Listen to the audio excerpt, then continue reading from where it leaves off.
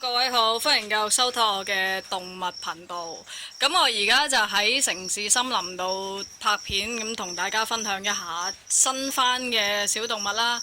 咁首先講一講呢一個臘白猴子樹蛙，其實之前拍過嘅。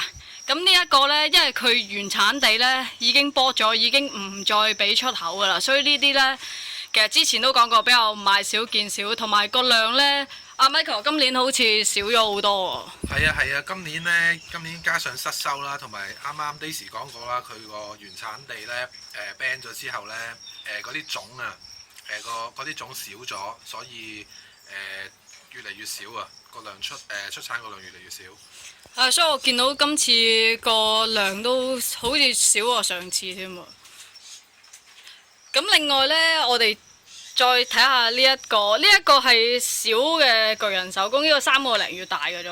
係啊，呢條巨人手工就係7月出世嘅。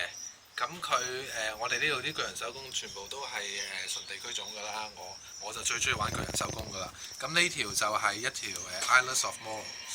咁係咯 ，BB 仔其實個 size 已經唔細㗎啦，3個月咁樣。因為我即係啲 BB 仔一出嚟呢，啲巨人係差唔多得個寸零2寸都冇嘅。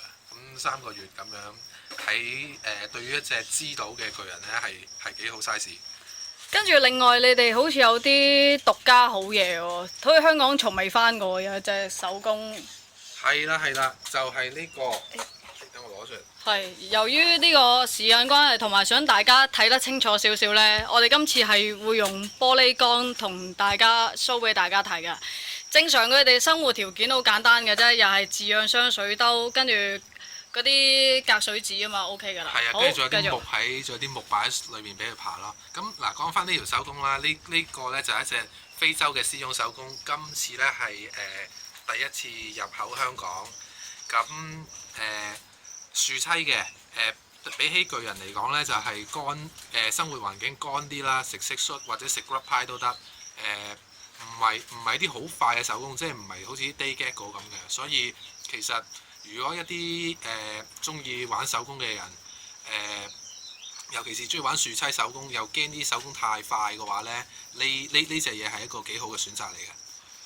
好，跟住我見到你哋又翻啲好嘢，哇！真係我真係成世喺度打工啦，你又有好嘢啦，點算啊？呢一個係平時都有見到嘅，呢個係啦，澳洲嘅白氏樹蛙。白氏。咁呢啲1歲大㗎啦，1歲大嘅 size。咁我哋有啲嗱，例如呢啲 honey 啦，佢個顏色咧好因佢嘅溫度變化㗎。咁而家喺度吹冷氣啊，凍晒，所以就深色啲。如果佢暖嘅時候咧，係會透粉紅色啲嘅。咁跟住有啲呢啲叫做 snowflake 啦 ，snowflake 咁就白色一點點嘅，係啦。咁咧，我哋仲有啲咧，今次仲有一啲係做啲咩啊？下邊先呢度雜錦咁樣都有嘅。係啊，我哋就乜都擺啲出嚟咁俾啲朋友睇下。咁呢個有 snowflake 啦，咁你見到顏色對比好大嘅兩隻都係。哇！好靚啊！係啊，呢啲大約1歲大左右，咁已經食蟋蟀，同埋你見到我哋個缸咧，真係超級簡單。